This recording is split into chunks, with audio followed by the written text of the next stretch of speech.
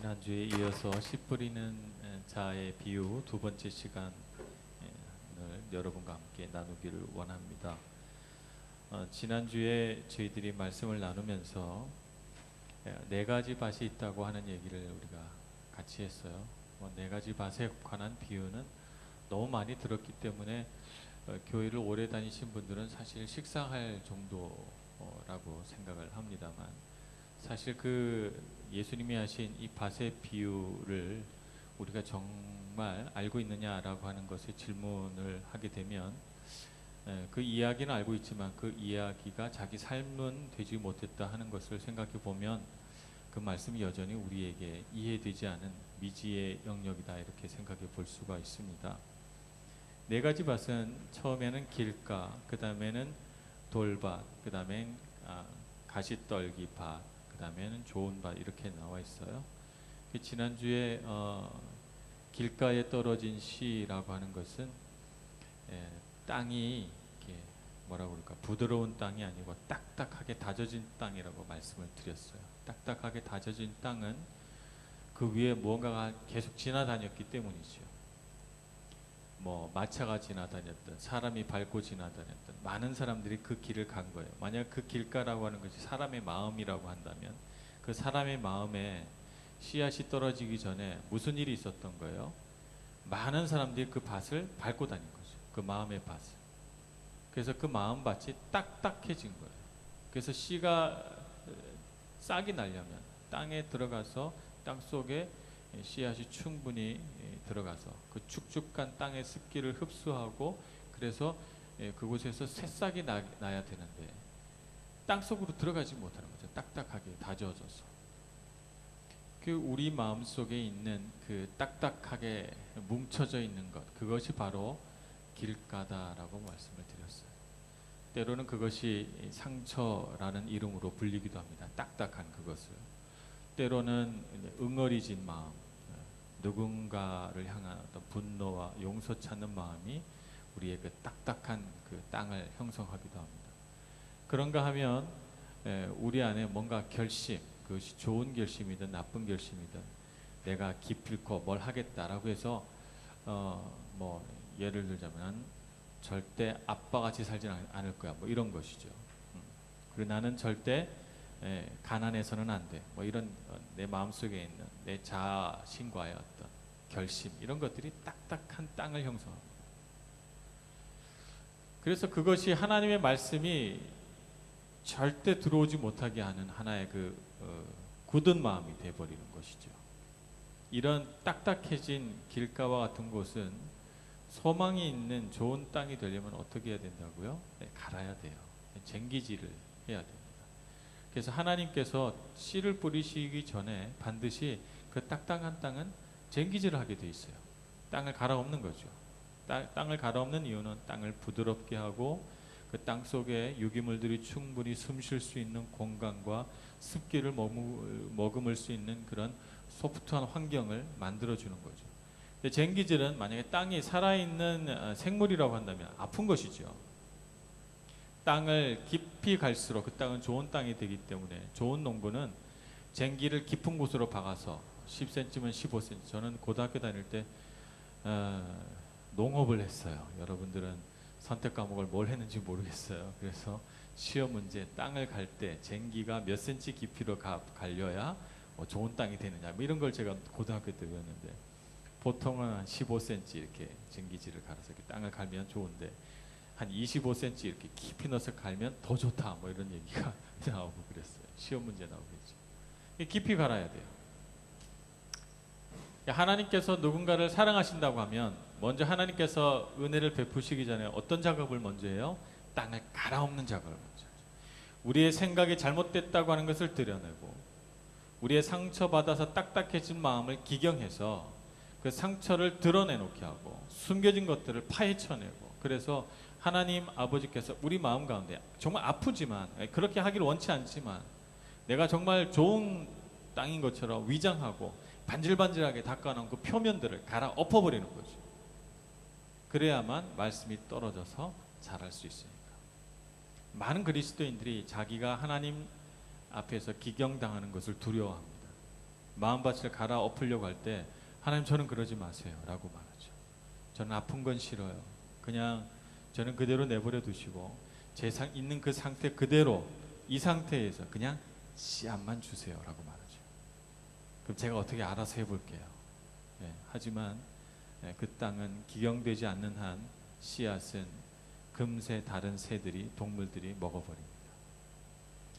돌짝밭은 그 마음에 그런 돌같이 딱딱하게 굳어진 마음들이 우리 안에 웅크리고 있어서 그런 것들을 부드러운 흙으로 이렇게 위장하고 있는 것이죠. 그래서 씨앗이 떨어져서 처음엔 부드러운 땅에서 습기를 머금고 싹이 나지만 뿌리가 내리지 못하는 거예요. 그렇게 뿌리를 내리지 못하기 때문에 이 씨앗은 싹이 나서 이파리를 몇 개, 한 두세 개 내지만 금세 마른 햇볕을 받으면 이 뿌리에서 습기를 빨아들이지 못하기 때문에 금세 시들어 버려요. 그래서 신앙생활에 좀 열심을 내다가 신앙생활이 자기 삶의 어떤 부분들을 터치하고 변화시키려고 하는 그 시점에 와서는 이 그리스도인은 괴로워하게 되는 거예요. 내가 이 시점에서는 내 마음속에 있는 내 삶 가운데 있는 돌들을 드러내야 돼요. 그냥 갈아엎는 게 아니라 그냥 드러내야 돼요. 그래서 던져버려야 되는 것이죠. 그 시점에 와서는 괴로워하죠. 왜냐하면 말씀이 내 삶을 바꿀 것 같으니까. 사람이 가지고 있는 여러 가지 이율배반적인 요소들이 있어요. 그래서 이것을 이제 우리가 사람이 갖고 있는 양면성이라고 합니다. 이 양면성이라고 하는 주제는 오래 전부터 철학자들과 문학가들의 그 소재가 됐어요. 그래서 그런 것들을 소재로 해서 많은 소설들이 쓰여지고 철학서도 나오고 했죠. 이런 양면성에 관해서 어떤 철학자는 인간의 어떤 악한 면들을 가지고 염세주의 경향으로 바라보고, 어떤 사람은 또 무한한 또 인간의 어떤 가능성의 염두를 두고 지나치게 인간 중심적인 철학을 내세우기도 합니다. 그런가 하면 문학자들은 지킬 박사와 하이드 씨 같은 그런 소설을 통해서 인간이 가지고 있는 내면의 어떤 두 가지 모습을 그려내려고 했죠. 양면성이 있어요, 사람은. 그래서 하나님을 잘 따르고 싶고 하나님 말씀대로 살고 싶기도 하고, 동시에 하나님께서 내 삶을 건드리지 않고 그냥 이대로 그냥 머무르고 싶은 마음도 있는 거예요, 우리 안에. 유감스럽게도 하나님을 잘 믿어서 좋은 그리스도인이 되고 싶기도 한 동시에 그냥 이 자리에 내가 살아온 대로 그냥 이렇게 살면서 하나님께서 그냥 더 주시기만 하면 좋겠다라고 하는 욕심된 마음도 우리 안에 동시에 존재하고 있습니다. 근데 하나님께서 그 지점에서는 선택하라고 하시죠. 결정하라고 우리에게 말씀하십니다. 그래서 돌들을 집어서 던져버리라 이렇게 말씀하시죠. 그렇지 않으면 너의 그 뿌리는 금세 말라 죽을 것이고 너가 지금 아름답게 피어낸 그 잎사귀는 금세 햇빛에 말라버릴 것이라고 하나님께서 말씀하십니다. 그 하나님의 말씀 앞에서 우리는 두려워지고 그 선택 앞에서 고민하게 돼요. 두렵죠. 돌을 드러냈을 때 내 삶에 어떤 일이 벌어질지 우리는 예측할 수 없기 때문에 그렇습니다. 왜냐하면 하나님이 보시기에는 돌이지만 돌을 간직한 사람에게 그 돌은 자기 삶이고 자기 인생의 중요한 부분이기 때문에 그렇습니다. 그래서 돌이 없으면 죽는 줄 알아요. 그런데 우리는 드러내야 합니다. 그래서 자기 인생에 어떤 포기가 일어나야 돼요. 분명한 포기가 일어나야 돼요. 대가지불이 있어야 되는 것이죠. 많은 그리스도인들이 대가지불 없이 하나님 앞에서 무언가를 내려놓고 포기하지 않고 그대로 그냥 삐우 더 얻기를 원하죠. 근데 하나님은 그렇게 할 수 없다고 우리에게 말씀하십니다. 그런데 오늘 우리가 중심으로 살펴보려고 하는 것은 조금 더 복잡한 그리스도인이죠. 이 사람에게는 길가처럼 딱딱한 마음이 없어요. 이 사람에게는 뭔가 포기하고 건져내야 할 딱딱한 돌도 없어요. 사실 땅 그 자체로 보자면 좋은 땅입니다. 근데 문제는 그 땅에 하나님이 씨앗을 뿌려도 자라날 수 없게 만드는 무성한 가시나무들과 잡초들이 그 땅에 자라고 있다는 거예요. 그 사람의 어떤 영양분을 하나님의 말씀이 섭취해서 자라날 수 있게 해주지 않고 누구에게 허용해주고 있는 거예요? 가시떨기와 온갖 잡초들에게 자기 영혼과 삶의 영양분을 공급해주고 있는 것이죠. 그래서 사탄의 시험과 유혹에 잘 넘어지는 사람이고, 죄에 휘둘리는 사람이고, 세상의 염려에 금세 넘어지는 사람이고, 뭔가 결심해서 하나님 앞에 잘 하는 것 같아가도 결정적인 순간에 하나님을 향해서 돌아서는, 하나님으로부터 돌아서는 사람이 됩니다. 그래서 하나님께서는 그런 땅에는 먼저 씨앗을 뿌리시기 전에 그 가시나무와 온갖 잡초들을 걷어내는 것들을 먼저 해야 된다고 말씀하십니다. 참 이런 것들이 중요해요. 저는 늘 제 마음속에 이렇게 뭐라 그럴까, 짐승 우리가 하나 있다고 상상을 합니다. 제 안에 짐승이 있어요. 죄라고 하는 짐승이 있습니다. 저는 이렇게 그냥 상상을 해보는 것이죠. 제 마음 안에 죄라고 하는 짐승이 있는데, 이 짐승은 너무 광폭해서 힘이 세지면 제가 그 짐승을 컨트롤할 수가 없어요. 그리고 그 짐승은 한번 날뛰기 시작하면 제가 그 짐승을 다룰 수가 없는 거예요. 너무 무서워요. 그렇게 그 짐승에게 물리고 다치고 한 적이 여러 번 있어요. 근데 어찌어찌 감사하게도 하나님의 은혜로 그 짐승을 간신히 어떤 쇠로 된 창 안에 가두어 둔 것입니다. 가두어 둔 것인데, 그런데 제가 만약 그 짐승에게 다가가서 배고프지, 먹을 거 좀 먹을래? 하고 계속해서 먹이를 준다면 언젠가 그 짐승은 제가 주는 먹이를 먹고 힘이 세져서 그 쇠로 된 울창도 뚫고 나올 것입니다. 그래서 나를 집어삼키게 될 것이죠. 그러니까 제가 그 짐승을 다룰 수 있는 가장 효과적인 방법은 먹이를 주지 않는 거예요. 근데 많은 그리스도인들이 죄를 향해서 먹이를 주죠. 죄를 지을 수 있도록 자꾸 자기 삶의 일정 부분을 허용해 줍니다. 그러면서 이렇게 말하죠. 그래도 괜찮아. 그래도 괜찮아 라고 말해줍니다. 그래서 자기 안에 있는 욕심이라고 하는 죄에 자꾸 먹이를 줍니다. 그래도 괜찮아. 다 그렇게 살잖아. 이렇게 말합니다. 내가 끊임없이 하나님 앞에서 염려하고 근심하고 그걸 그칠 수가 없는 그 지경에 이를 때까지 계속해서 근심과 걱정에 먹이를 줍니다. 그래서 근심하라고. 그렇게 해야 뭔가 인생에 계획이 생길 거라고. 그걸 해야지만 인생이 잘 될 거라고. 자꾸 염려와 근심에 먹이를 줍니다. 그래서 밤새도록 고민하고 아침에도 또 고민하고, 해결됐어도 또 고민되고, 완벽해지지 않는 한 계속해서 그 근심과 걱정은 끝이 없어지죠.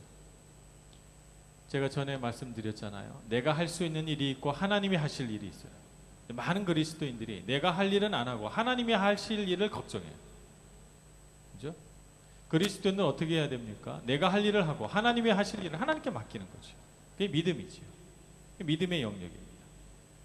근데 우리는 자꾸 죄라고 하는 짐승에게 먹이를 계속해서 주면서 그 짐승이 커져서 결국 나를 집어삼킬 지경까지 그 짐승을 길러내는 것입니다. 먹이를 주지 말아야 돼요. 그 좋은 땅에 우리 삶의 영양분을 가시떨기와 잡초들에게 영양분을 주면 안 됩니다. 뽑아내야 되죠. 이미 그 가시떨기가 자라나고 있다면 뽑아낸다고 하는 것은 그것 하나의 의지적인 노력도 필요하다는 거예요. 그래서 우리 기독교가 단순히 하나님 앞에 찬양하고 예배하는 은혜 받아서 수동적으로 하나님을 따라가는 것이 아니라 하나님 앞에서 분명히 적극적으로 의지적으로 해야 할 일도 있다는 것입니다. 그것들을 우리가 잊어버려서는 안 됩니다. 제 삶을 이렇게 쭉 돌이켜보면 하나님께서 제가 하나님 앞에 정말 열심히 머무르려고 할 때마다 하나님은 참 유감스럽게도 저에게 제가 극복해야 할 어떤 문제, 숙제 하나씩을 던져주시는 것 같아요. 그래서 그 숙제를 제가 충분히 힘들지만 이겨내서 하나님 앞에 숙제를 다 해서 하나님 이제 이 정도까지 해왔어요. 그러면 이제 통과인가요? 이제 낙제는 면하나요? 이렇게 하나님께 여쭤보면 하나님께서 마음에 드시면 오냐 잘했다 하고 넘어가시고, 일정 시간이 지나면 다시 숙제를 주세요. 이제 네가 극복해야 할 과제는 이거다. 이렇게 말씀하시는 것 같더라고요.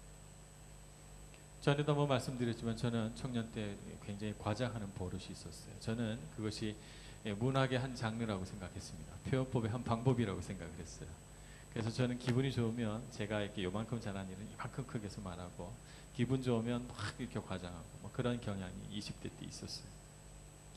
그래서 이제 그런 것들이 그것을 제가 막 이렇게 발현하고 그럴 때는 저에게 굉장히 큰 기쁨을 주고 사람들이 재밌어하고 그랬어요. 그래서 아무 문제가 없는 줄 알았지만 결혼을 하고 나서 제가 제 자신을 돌이켜보니 문제였어요. 그 가운데 뭐가 있었는가 하면 죄가 있었습니다. 제 자신을 드러내고 싶고 제 자신이 중심된 마음이 그 안에 도사리고 있었던 것이죠. 그래서 하나님 앞에 제가 결심했어요. 하나님, 이제 과장하지 않겠습니다. 되도록이면 있는 그대로를 말할 수 있도록 도와주세요. 아직도 제가 그것을 완전히 고치지를 못했지만 그러나 낙제는 면했다고 생각해요. 그래서 하나님 앞에 일단 이 문제는 이제 낙제를 면했으니까 다음 숙제로 가고 있는 중입니다. 제가 작년에는 제 마음 가운데 하나님께서 너가 너무 교만하다라고 말씀하셨어요. 그래서 제가 작년 가을서부터 굉장히 괴로웠죠. 괴로워서 하나님 앞에 몸부림치며 기도했어요. 그래서 하나님이 너가 말하는 그 모든 평범한 말들 안에서조차도 너의 교만의 냄새가 너무나도 지독하게 나니까 너희 더 이상 그것을 하지 말고 그쳐라라고 저에게 말씀하셨어요. 그래서 제가 내 스스로 가지고 있는 정말 그렇다라고 생각하는 좋은 점 하나라도 제가 하나님 앞에서 부끄러운 말일 때는 제가 마음을 찌르는 듯한 고통이 왔어요. 그래서 그것을 그치려고 아직도 그 숙제를 가지고 씨름하고 있는 중입니다. 언젠가는 낙제를 면할 때가 올 거라고 생각을 하고 있어요. 그래서 그 바람에 제가 할 말이 없어지더라고요. 교만한 말을 빼고 나니까 제가 할 말이 없어지고, 할 말이 없어지니까 부작용이 제가 유머가 없어져 버렸어요. 제가 유머가 없는 사람은 아니라고 생각을 했는데, 그래도 유머가 많지는 않지만 조금은 있다고 생각했는데, 교만한 말을 안 하고 뭔가 이렇게 항상 제가 하는 말에 신경을 쓰니까 갑자기 제가 아주 심히 재미없는 사람이 돼버려서 아내가 저에게 대해서 당신 정말 재미없다고 말할 정도로 재미없어져 버렸어요. 근데 어쩔 수 없어요. 부작용이 있어도 하나님 앞에서 제가 받은 숙제는 해야 된다고 생각합니다.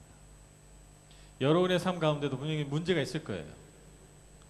분명히 여러분이 알지 못하는 사이에 여러분 마음 안에 있는 그 짐승이 계속해서 먹이를 주고 있을 거예요. 그죠? 그래서 근데 그 짐승을 우리가 완전히 없앨 수는 없어요. 아마 우리의 목숨이 닿는 날까지 우리 마음 안에서 으리렁거리며 우리를 지켜볼 것입니다. 근데 내가 그 주는 먹이를 그쳐야죠. 그래서 그 영역을 하나님께서 가르쳐 주실 때 여러분들이 민감하게 반응하시기를 바랍니다.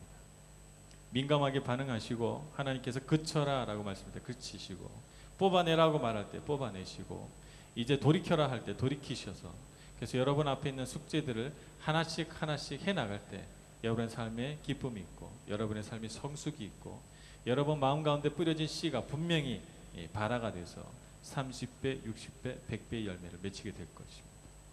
그렇게 될 수 있도록 여러분의 마음을 하나님 앞에 내드려야 돼요.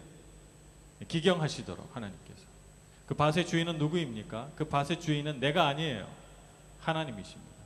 농부이신 하나님께서 그 밭을 기경하도록 내어드려야 되죠. 여러분, 어느 밭이 주인이 쟁기를 들고 기경하러 왔는데 벌떡 일어나면서 내 밭은 기경할 수 없습니다 라고 말하는 밭을 보셨습니까? 어떤 밭도 그러지 않을 겁니다. 근데 가끔씩 그리스도인의 밭들은 일어납니다. 내 밭은 기경하지 마십시오. 벌떡 일어나는 밭들을 볼 수가 있어요. 내드려야 됩니다. 하나님께서 기경하시도록. 주님이 그 밭의 주인이십니다. 기경하시고 갈려진, 정말 하나님께서 깊이 갈아놓은 그 밭에 씨앗이 자라나서 그것이 열매를 맺을 때까지 자라나는 기쁨을 여러분들이 누리시기를 바랍니다. 그런 사람에게 주는 축복이 있어요. 그런 사람을 하나님께서 반드시 높이 들어 쓰신다고 했습니다.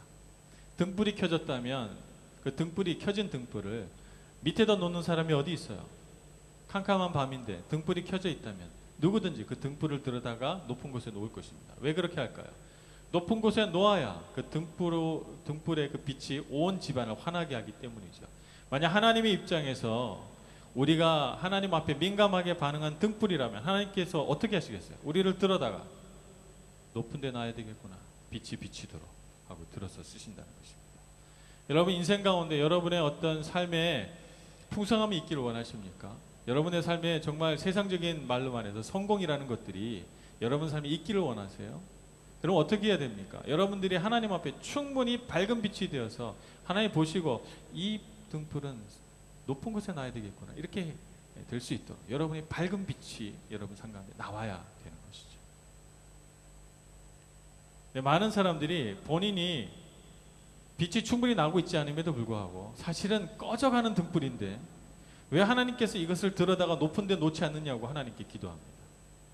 왜 나는 쓰지 않으세요 하나님? 이렇게 말합니다. 근데 하나님 입장에서는 그것을 쓸 수가 없어요. 왜냐하면 꺼져가는 등불인데 바람이 조금만 불면 금세 꺼질 것 같은데 그 그릇에는 기름이 부족한데 들여다가 높은 곳에 놓을 수가 없는 것이죠. 그것을 알면서 어떻게 놓겠습니까?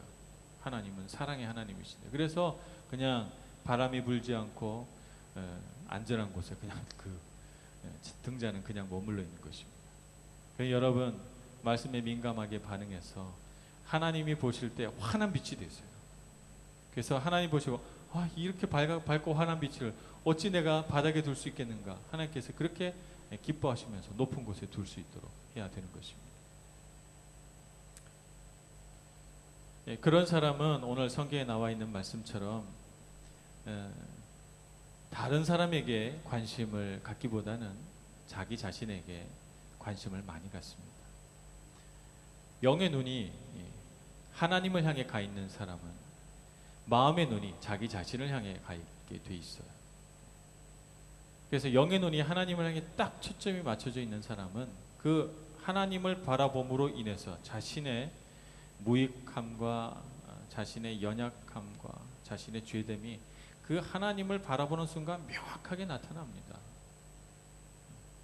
그래서 하나님을 바라보는 사람일수록 자기의 마음을 굉장히 잘 알고 그래서 부끄러워하고 다른 사람을 비판하기보다는 다른 사람 안에 있는 무슨 큰 죄를 발견하고 그거 가지고 저 사람 왜 저래 이렇게 말하기보다는 나는 왜 그럴까 라고 하는 질문을 더 많이 하게 돼요.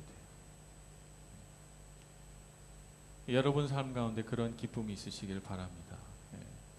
근데 사실 죄 가운데 우리 마음속에 있는 그 괴물에게 계속해서 먹이를 많이 줘서 괴물이 창살을 쥐고 막 흔들 지경에 이른 사람은 사실은 그 괴물이 정말 포효하면서 쏟아내는 분노의 눈길로 다른 사람을 바라봅니다. 나처럼 죄에 휘둘리고 연약한 사람을 발견해서 그 사람을 먹잇감으로 삼으려고 하죠. 그래서 끊임없이 누군가를 비판하고 그 사람을 낮춰서 나보다 좀 더 건강하고 나보다 조금 더 아름다운 사람이 있다면 그 사람을 깎아내려서 내 밑으로 내려다 봐야지만 자기가 위로를 받아요. 그래서 남을 비판하게 되는 것입니다. 그런데 내 마음에 그 괴물에게 먹이를 주지 않고 그 괴물이 바싹 말라서 정말 낑낑거리는 소리밖에 낼 수 없는 불쌍한 처지에 있다면 그 사람은 자기 마음이 자유로운 자여 오직 하나님을 바라보면서 주님의 은혜를 사모하게 되고 다른 사람의 죄와 허물과 약점에 대해서 관대하고 너그러운 사람이 되겠죠. 어떤 인생을 살아갈 때 우리가 더 행복할까요? 다른 사람의 약점에 관해서 으르렁거리며 계속해서 누군가를 깎아내리며 살아가는 삶이 아름다울까요? 아니면 하나님이 주신 은혜를 누리면서 정말 주님께서 주신 그 은혜와 소망을 마음에 품고 살아가는 삶이 더 아름다울까요? 어떤 삶을 살아갈까라고 하는 것은 우리의 몫이라고 볼 수 있습니다. 여러분 이곳 밀라노 땅이 여러분들에게 주신 하나님 은혜의 땅입니다. 정말 여러분 마음이 기경될 수 있는 최적의 장소입니다. 인생을 살아가면서 이처럼 여러분들이 인생 가운데 처절하게 힘들게 외롭게 사투를 벌이면서 살아가는 인생의 때가 없을 것입니다. 동시에 지금처럼 아무도 탓지받지 않고 아무도 나를 간섭하지 않으며 내가 뭘 해도 누구에게 아무런 잔소리를 듣지 않는 여러분들이 죄를 지을 수 있는 가장 행복한 환경인 적도 없어요. 그죠? 양면성이죠. 그래서 여러분의 인생은 여러분이 하나님 앞에 어떻게 반응하냐에 따라서 최고로 아름답고 복된 그래서 열매를 맺는 삶이 될 수도 있고 반대로 여러분들이 지금까지 겪어보지 못한 가장 침울하고 최악의 삶을 살아갈 수도 있는 환경인 것입니다. 오늘 이 순간 이 자리에서 여러분들이 어떤 삶을 선택하고 살아갈 것이냐 하는 것은 여러분 각자의 몫인 것입니다. 그러니까 여러분들이 반응해야 되고 하나님 앞에 결정해야 되는 것입니다. 여러분 오늘부터 여러분 하나님 앞에 기도하시길 바라요. 하나님 지금 이 순간 저에게 주신 숙제는 무엇입니까? 지금 이 순간 뭐 저에게 뭐 여러 가지 하나님께 바라시는 것이 많겠지만 우리 하나님은 한꺼번에 그걸 다 바꾸기를 원하지 않으세요. 하나씩이죠. 하나씩. 작은 문제 하나씩. 예, 그런 것들 가운데 정말 제가 꼭 이 순간 반응하기를 원하시는 것은 무엇입니까? 그걸 알기 원합니다. 하나님 앞에 기도하시길 바랍니다. 그래서 그 과제를 붙들고 여러분 충분히 그 부분에서 여러분이 자라날 수 있도록 하시고, 그것이 자라나는데 방해가 되는 온갖 가시떨기들과 돌들과 이런 것들을 여러분들이 제거하시기 바랍니다. 그러면 여러분이 자라나실 거예요. 자라나면은 특별한 은혜가 있어서 그 자라남을 통해서 여러분들은 지금까지 누릴 수 없었던 큰 은혜와 기쁨, 새로운 차원의 그 인생의 문들이 열리는 것을 보게 될 것입니다. 여러분들에게 그런 축복이 있으시길 원합니다.